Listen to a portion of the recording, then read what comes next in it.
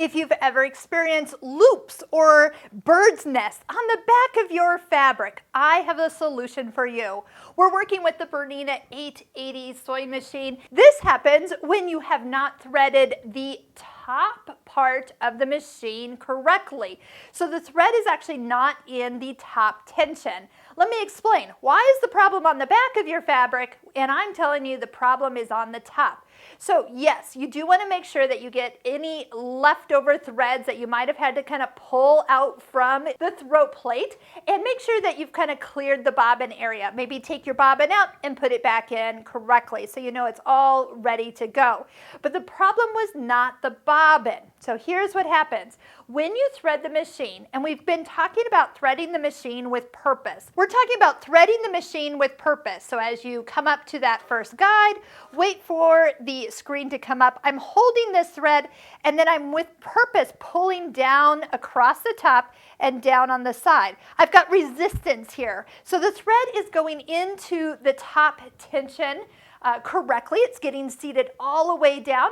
And I'm going to show you my last little trick here of where and how you can tell if you did it correctly. So I'm going to go ahead and finish by threading the needle. So putting the thread in the side, let the needle threader do its job. The presser foot will come back up. And so right now, if you pull on this thread, it's very, very loose. If you lower down the presser foot, it should be tight. Can you see the needle kind of moving like I've got a fish on my line?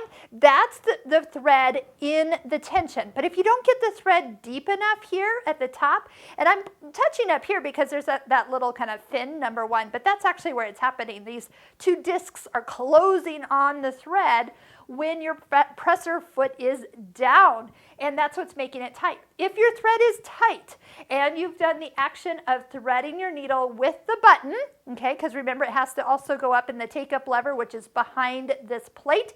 We've done a video on that as well. When everything is threaded, you don't get the loops on the bottom. What the loops on the bottom is when the thread is not tight enough, and it creates that loop after loop after loop. At least it's really easy to take out. So there's the plus to it. It's just very, very frustrating. So it's not your machine's fault. It's actually an operator error. So it's you, where you have not threaded the machine correctly. Do make sure that this machine is plugged into a battery backup, so electricity issues are not affecting the programming of this, and those tensions can be interrupted if you have some weird power things going on. It's not like your machine blinks or anything, but you need to have constant power for everything to work correctly. So we'll put links below this particular video of what a battery backup is. It's more than a surge protector, and definitely don't be plugged into a wall with this machine.